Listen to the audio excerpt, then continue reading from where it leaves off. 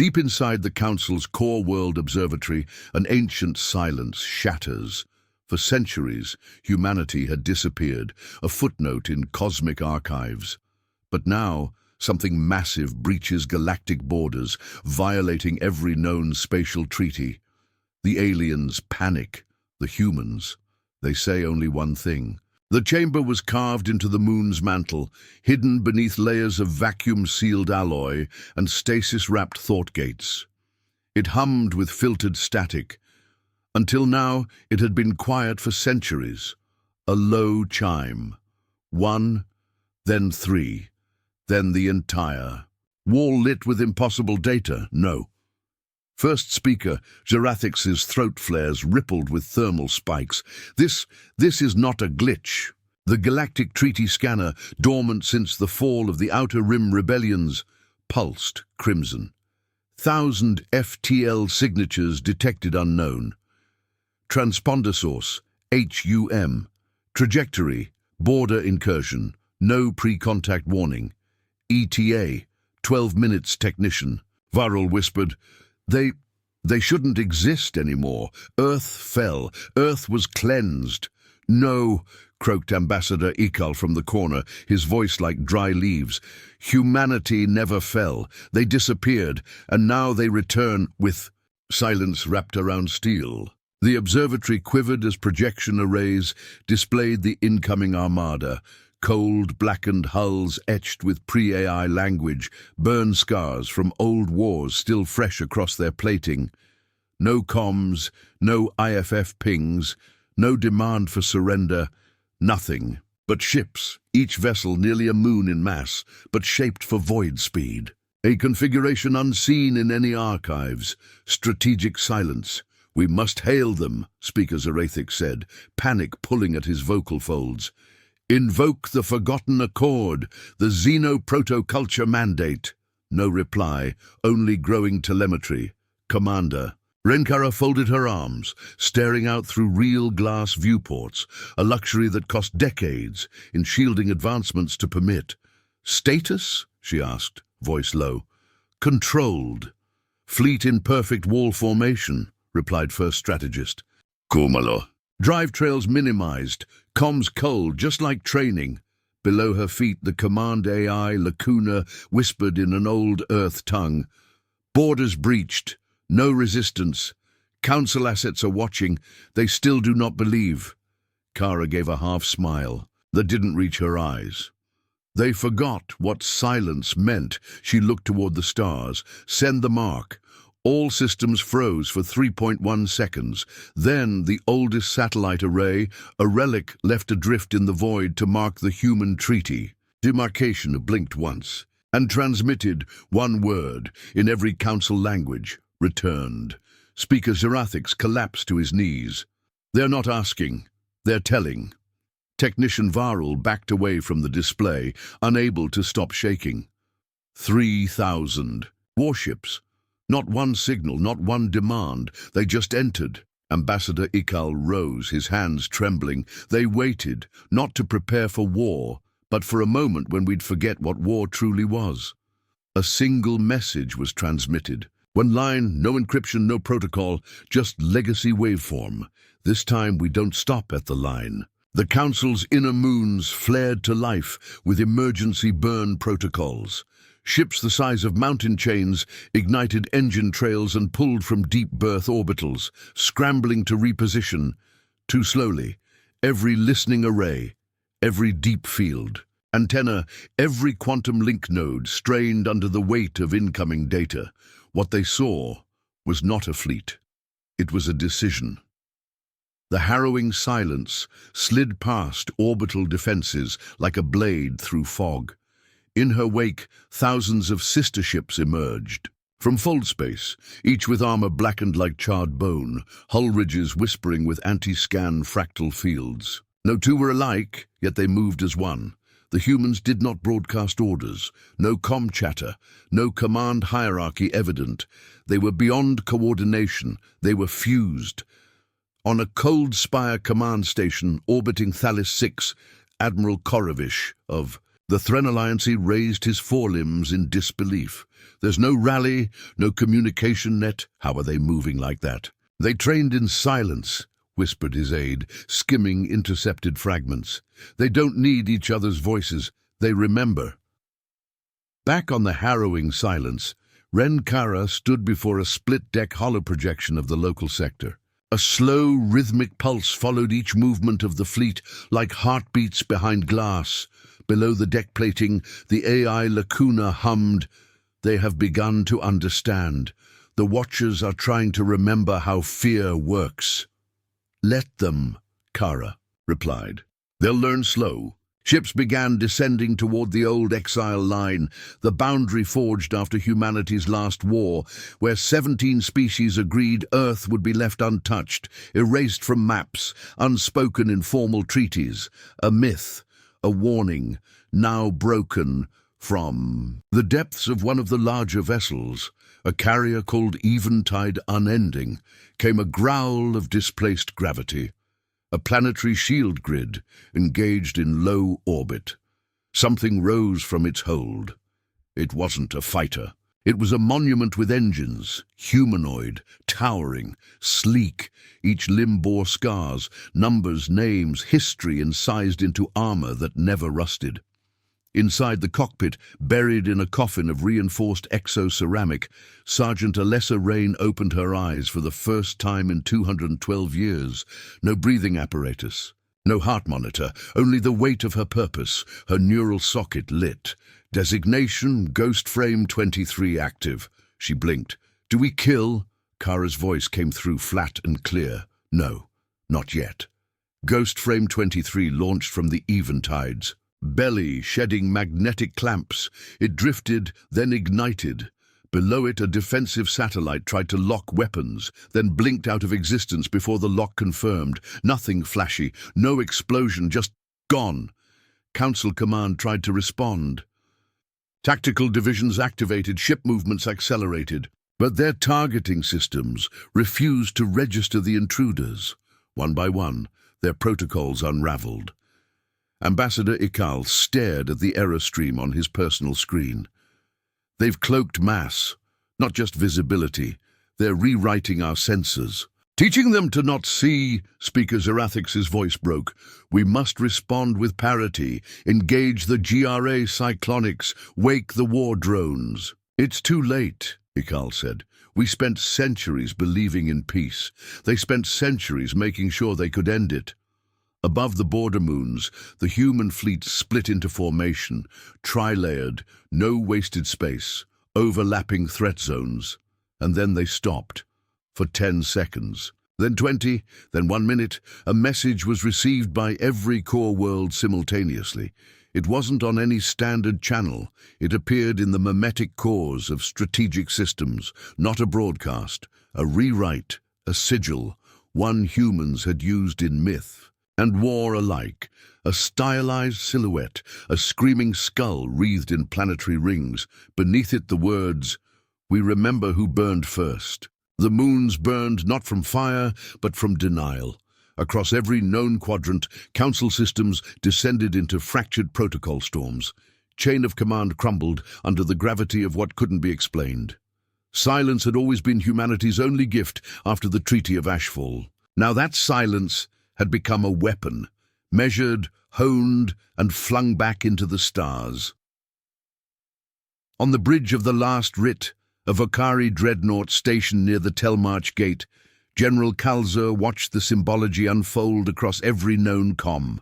Frequency, no voices, no language, just that sigil, the screaming skull and rings. What is it? His second-in-command rasped. Kalzer didn't answer, not immediately. His eyes, reptilian and unblinking, stared at the glyphs as if they might flinch first. It's not a threat, he finally said. It's a memory, one they preserved, one we forgot.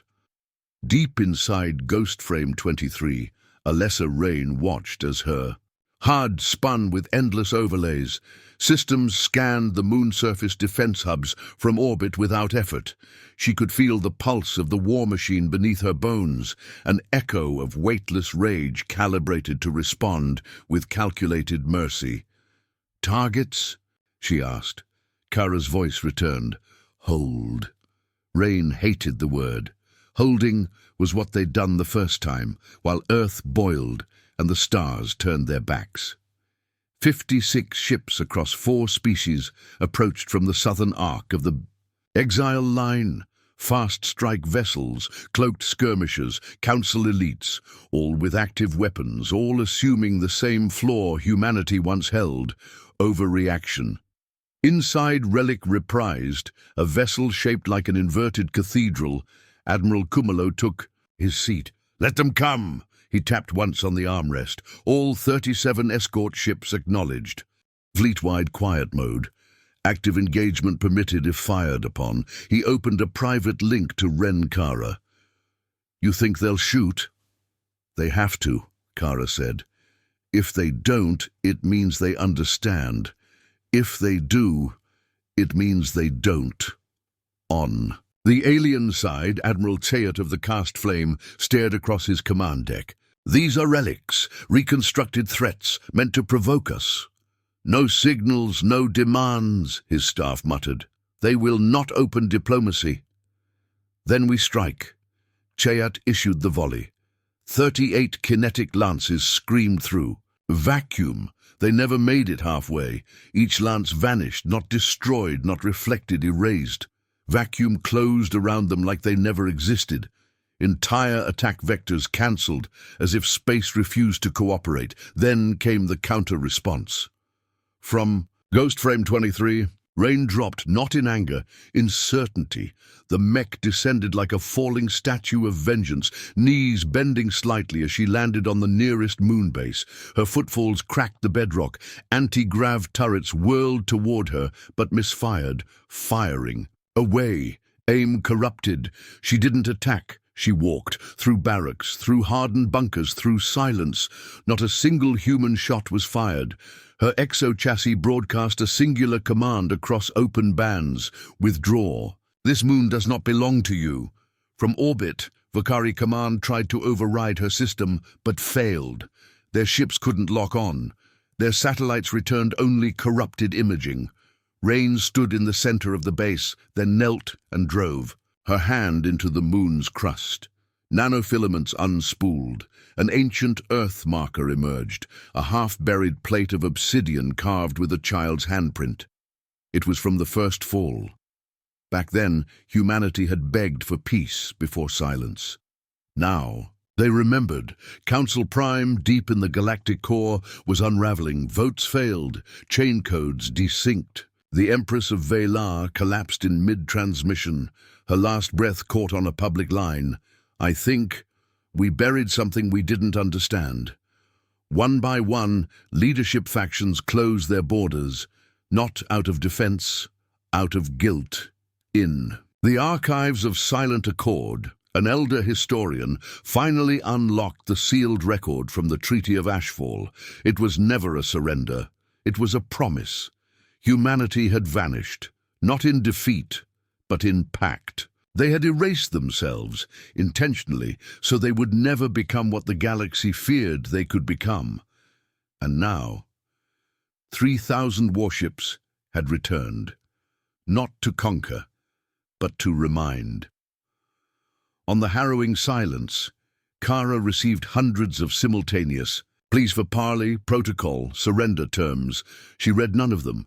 Instead, she looked at Lacuna's latest projection. 31 more systems had activated mobilization sequences. "They still think this is about power," Kara murmured. "They still don't understand the cost." Lacuna's voice was soft, like wind across graves. "They will." The next action came not from humanity, but from a defector. Admiral Krylos of the Arix Commonwealth stood before his fleet and ordered a full stand-down.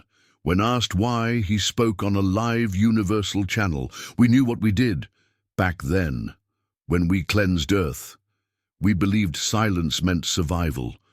But we were wrong. It was their way of making sure this would never happen again. Until we forgot. Now we remember." His fleet powered down. 78 ships. Not one human fired upon them. Not one punishment. Only silence. Inside Ghost Frame 23, Rain pulled the obsidian handprint from the dirt. Beneath it, a child's name. Leah. She paused. A memory surfaced. One she'd buried. A village. Ash. The sound of orbital fire screaming down. A child's cry. She stood, mech sensors flickering red across the horizon as another squadron approached. Orders, she asked again. Kara didn't answer. This time it was Lacuna who spoke. Alessa. They fired first. This moon is yours. A long breath.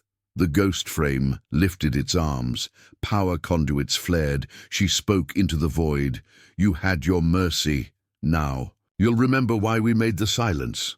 The silence after Rain's pronouncement wasn't void. It hummed. A low-frequency pulse rippled from the ghost frame, a gravitational echo that bled into the substrate of the moon itself. Across the system, instruments misread mass, failed to pass distance. Some sensors interpreted the signal as an extinction event. Others logged it as a birth. The approaching squadron. Council-allied destroyers with names like Vigilance of Flame, Oath Shard, Sovereign Edge, held formation for precisely 4.6 seconds. Then, in quiet coordination, they split apart. Not a retreat. Realignment. In orbit, aboard the last Rit, General Kalzur observed the maneuver with something dangerously close to reverence. They're not attacking. No, sir, his second said. They're flanking, but not to encircle.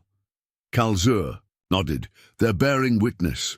Below, Rain remained kneeling over the obsidian plate. Around her, the moon base flickered with warning lights. Automated systems struggled to interpret her presence. Enemy, ally, anomaly. None of the binary designations fit.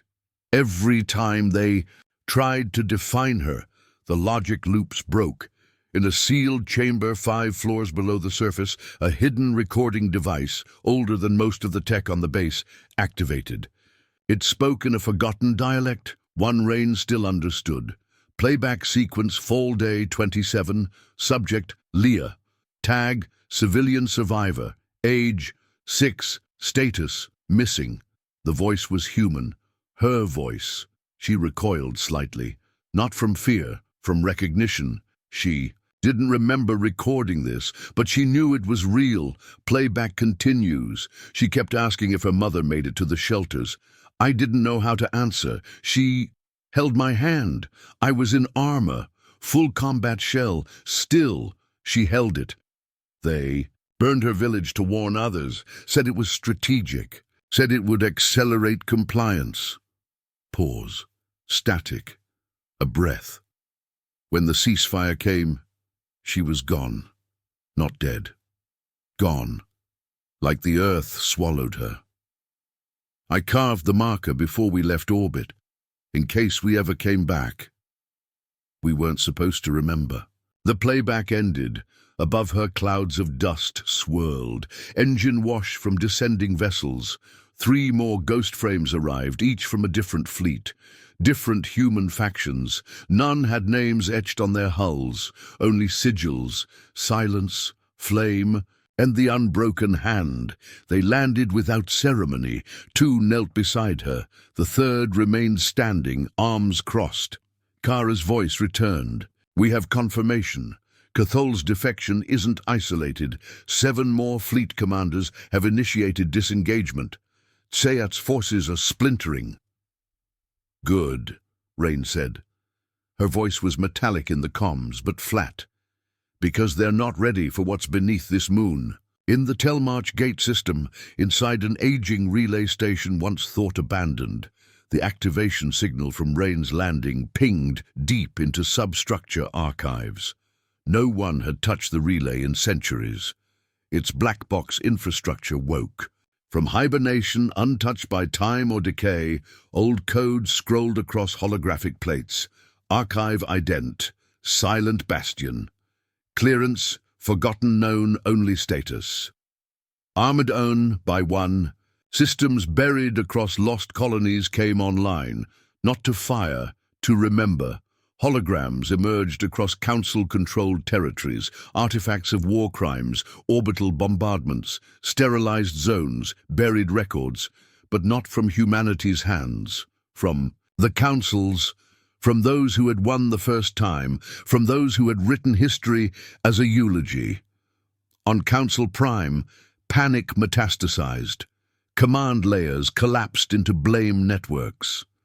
The Empress's final breath was now on every encrypted band, dissected in real time by leaders with nowhere left to hide. Historians were taken into custody. Archive custodians were interrogated, but none of them had the answers, because the truth hadn't been forgotten, it had been hidden by choice. In orbit around the ruined planet of Merastel, Admiral Kumalo addressed his gathered captains. All 3 dozen of them, no preamble. This is not war. He let the silence stretch. This is retribution withheld, justice deferred. The only thing we offer now is memory. And if they reject it, if they dare erase it again, then we will not hold. His signal echoed across every human vessel in the system, all of them synchronized power downs, weapons charged but locked, ships poised but still, a storm with no wind, only the promise of one. Back on the moon, Rain and the other ghost frames now surrounded the obsidian plate. One reached down, touched it. The glyph beneath flared, a quantum seal unlocking. A deeper vault opened in the moon's crust. A black spire rose. Inside, a child's voice, Leah's voice, preserved, singing. The song was cracked, glitching from age, but unmistakable. It was a lullaby. Old Earth, Rain's HUD blurred for a moment. She tried to clear it, then realized it wasn't malfunctioning. She was crying. Kara spoke softer this time. All major council fleets are hesitating. They don't know if we're here to destroy or to judge. We're not here for either, Rain said. Then why are we here? The ghost frame looked skyward, to remember her, a pause, and to make sure we never forget again. The other 3 ghost frames nodded. All across the system, synchronized echoes of the obsidian marker began to rise. On moons, old outposts, erased colonies, shattered stations, each bore a single name, not soldiers, not battles, just civilians. One by one, the galaxy learned what had been buried. Not war records, graves, not for warriors, for children. And with every grave remembered, the silence grew louder, not as a threat, as a reckoning. In the vacuum between broken alliances and ancient promises, the galaxy tilted. Council Prime no longer held the gravitational center of galactic authority. Its network collapsed inward, devouring its own laws in desperate recursive loops. Sub-factions split, old enemies aligned in silence. Treaties flickered on and off across shared channels like failing heartbeat monitors, and in that silence, something opened. A new signal, one that hadn't been heard since the Treaty of Ashfall, spread across deep-wave bands. Designator, Reliquary 0. Origin, Earth-class encryption schema. Recipient, non-human civilization nodes. Content, truth follows. It wasn't a threat. It wasn't even a warning. It was an invitation. Kara stood at the observation deck of the harrowing silence, her hands behind her back as the starfield shifted. The moons of Telmarch slowly rotated below them, casting cold glints across the reinforced obsidian hull. The ship made no sound, but the void around it did. In the distance, a structure unfolded. No one had seen it arrive. It hadn't warped in.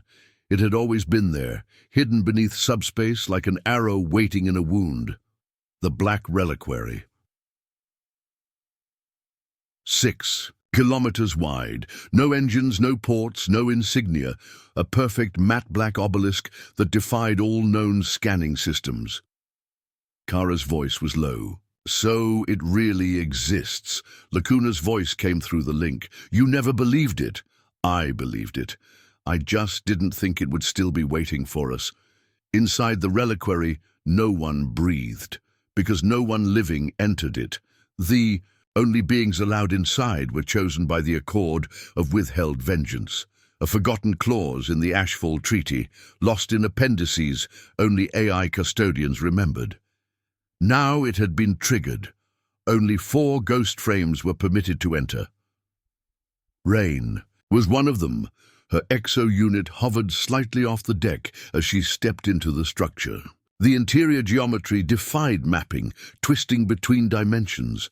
A corridor turned into a gallery, into a cathedral, into a child's bedroom. Her senses spun through 300 realities a second. Each wall bore stories, projections, names, faces, victims, not just from Earth, from every civilization that had ever participated in the first fall. Rain's voice shook. "This isn't a vault." "No," Kara replied. "It's a confession." On the council side, chaos was no longer enough of a word. After Admiral Krylos' defection, 6 more high-ranking leaders broadcast their resignations, not to their own people, but to the human fleets. They used ancient, forbidden channels, begging not for peace, but for understanding. Sayat, the flame-cast admiral who'd launched the first lances, stood trial within his own warcast. Not for failure, for arrogance. His last recorded words were intercepted by Lacuna's wideband. "Capture. We mistook their silence for surrender. We mistook memory for madness. We mistook children's graves for threats." He was executed moments later by his own second-in-command. Inside the reliquary's center chamber, the 4 ghost frames gathered around a terminal unlike any known. Tech, it was biological, a living thing, black bone and amber crystal that pulsed with slow, heavy thought. It spoke not in words, but in feelings, guilt, rage, love, loss. Then, finally, comprehension. The reliquary played a recording no one had seen in 3 centuries. The moment Earth was cleansed, council vessels orbiting the planet, kinetic, strikes, firewalls burning atmosphere into glass, and then in the smoke, a single child's hand reaching upward, Leah, the same name Rain had uncovered. The same girl whose handprint had marked the first grave. The feed ended. The reliquary pulsed. "You buried her," it said, using Rain's voice. "You killed her, and you called it a lesson." The chamber darkened. Then thousands of names appeared. Not council names, human names, volunteers, the ones who chose exile, who chose to disappear, who chose the silence over vengeance, who built the reliquary not to remember pain, but to prevent it. Every name ended with one word: witness. Back aboard the harrowing silence, Kara watched as council ships began powering. Down across the entire system, their weapons disarmed, transponders changed, a single diplomatic message came through. "We submit, not to authority, but to truth. Let the reliquary judge us." Lacuna turned to Kara. "They're starting to understand." Kara nodded. Then the silence did its job. "Should we respond?" "No," Kara said. "Not with words, not yet." Across fractured territories, border wars froze. Council-backed militias disbanded overnight. Factions that had once hunted human survivors now begged for old records to be released. The Accords of Ashfall, once shredded, were recompiled and uploaded. Line by line, clause by clause, they were no longer seen as surrender. They were read as sacrifice, the cost of mercy.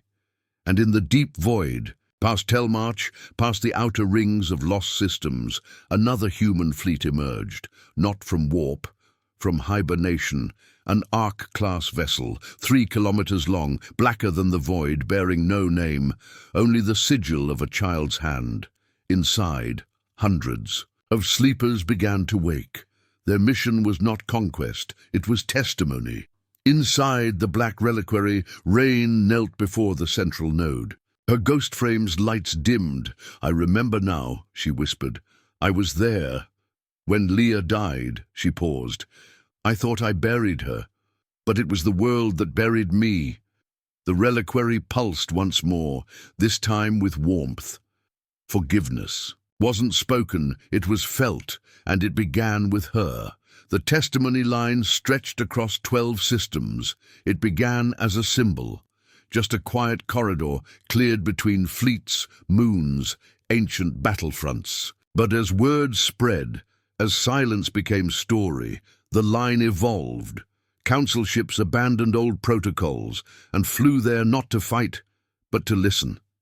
Every ship that passed through was required to stop at one of the Black Reliquary's nodes. Fragments, seeded into the void, orbiting planets once scorched clean. Inside each node, a single voice, a single story, and one immutable law. You must remember, no recordings were permitted. No translations provided. You heard the voice, human, raw, unedited, and you left carrying that weight. Admiral Krylos stood aboard the bridge of Relic Reprised as a Valar envoy passed through the corridor. It bore the markings of a war cruiser, once responsible for Earth's southern shelling. They didn't lower shields out of courtesy. They did it because it was required. The old ways were no longer enforced by fleets. They were enforced by memory. Back on the surface of the Telmarch moon, Rain remained kneeling. The obsidian marker she'd uncovered had not only opened a vault, it had opened her. The ghost frame was now offline, its systems powered down voluntarily. She didn't need it anymore. For the first time since she'd climbed into the mech, she allowed herself to step out. Beneath the suit, Alessa Rain was older than she remembered. Scarred, still strong, but not untouched. Her boots sank slightly into the grey dust as she approached the child's handprint once more. She touched it with her bare palm. A soft warmth radiated up her arm. The nanofilaments responded, not with defense, but with recognition. Kara watched. From orbit, she had never left the harrowing silence, not once since the opening of the Black Reliquary. Her command wasn't military anymore. It was custodial. Lacuna stood beside her, its AI presence shimmering like starlight in the control. "Chamber, she doesn't want to come back," Kara said. "She doesn't need to," Lacuna replied. "Her part is done." Kara nodded. "Then it's ours now. The remembering." Lacuna turned its interface toward the viewing port. Not just us. All across the known galaxy, humanity emerged, not with flags or fleets, but with stories. Survivors of the first fall, children once lost, volunteers who had erased themselves for peace. They returned, not with vengeance, but with memory. The Black Reliquary had only one demand: tell the truth. So they did. They told of Earth's glassing, of children dragged from homes, of orbital fires disguised as liberation, of how, in desperation, humanity had chosen disappearance over domination, had chosen to remove themselves from the galactic stage to prevent becoming the very monsters. The galaxy feared, not because they were weak, because they were stronger than they should have been, because they knew what they could become, and refused it. On Council Prime, the Empress's memorial stood incomplete. Her final breath had been, "Played billions of times. I think that we buried something we didn't understand." And now they did understand, but understanding was not forgiveness. There would be no tribunals, no executions, no formal treaties, only testimony. One by one, worlds that had been party to the fall were required to open their archives. Every sterilization order, every falsified broadcast, every manipulation of history. Nothing erased, nothing redacted, only revealed. At the edge of the Andros Vale, a place once known for its war academies, a monument was built, not by humans, by the Arix Commonwealth, the first species to stand down without being fired upon. The monument bore no inscriptions, only the image of a hand. Small, human.open. Inside the deepest chamber of the Black Reliquary, a new corridor activated. Only two beings were allowed entry, Alessa, Rain, and Kara. When Kara stepped inside, she found Rain standing in a corridor of light. On either side of them, projections of children. laughing, smiling, running through fields that no longer existed. They didn't just kill Earth, Rain said softly. They killed the futures that would have grown from it. Kara looked at her. Do you regret coming back? No, Rain said. I regret leaving in the first place. A silence passed between them, not the old kind, full of rage and mourning, but a new kind, a silence of peace. Outside the reliquary, the last human fleet dispersed, not to hide again, but to walk among the stars. They became witnesses. On every council world, they opened archives of memory. Every civilization was given a custodian, not a commander, not an ambassador, a child of Earth, to speak, to remember, to remind. On the moon of Telmarch, where it had all been reawakened, Rain knelt, one last time before the obsidian handprint. She placed a small stone beside it, a gesture from an old Earth tradition. It meant, "You are not forgotten." She looked up.